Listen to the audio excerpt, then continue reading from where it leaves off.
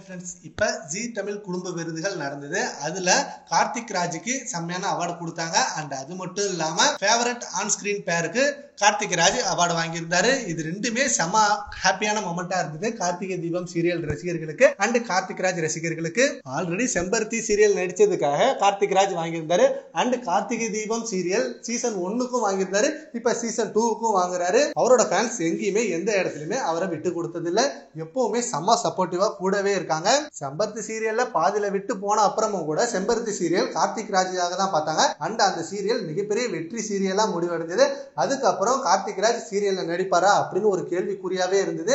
ஏன்னா அவர் நிறைய படங்கள் நடிக்கணும் அப்படின்னு ஒரு ஆசையோட வெளில போனாரு. அண்ட் வெப் சீரிஸ் நடிச்சாரு, ஒரு படமும் நடிச்சாரு. அண்ட் அதுக்கப்புறம் அகைன் சீரியலுக்கே வந்துட்டாரு. சீரியல் ரசிகர்களுக்கு அது ஒரு மிகப்பெரிய ஹாப்பியான நியூஸா அமைஞ்சது. கார்த்திகை தீபம் சீரியல் சீசன் 1 செம்ம வெற்றிகரமா ஓடிட்டு இருந்தது. Full and full Karthik Raj ரசிகர்கள் தான் அதுக்கு மிக சப்போர்ட்டிவா இருந்தாங்க. அண்ட் அதே சீசன் 2 திரும்ப ஆரம்பிச்சு இன்னும் வெற்றிகரமா ஓடிட்டு இருக்கு. இப்போதைக்கு ஜீ தமிழ்ல டாப் சீரியல்னு பாத்தீங்கன்னா கார்த்திகை தீபம் தான். அண்ட் இப்ப சன் டிவில இருக்க சீரியலுக்கு செம்ம போட்டியா இருக்கிறது கார்த்திகை தீபம் சீரியல் மட்டும் தான். டிஆர்பில செம்ம ஃபர்ஸ்ட்ல இருக்கு. ரசிகர்கள் செம்மையா என்ஜாய் பண்ணிட்டு இருக்காங்க கார்த்திகை தீபம் சீரியலை.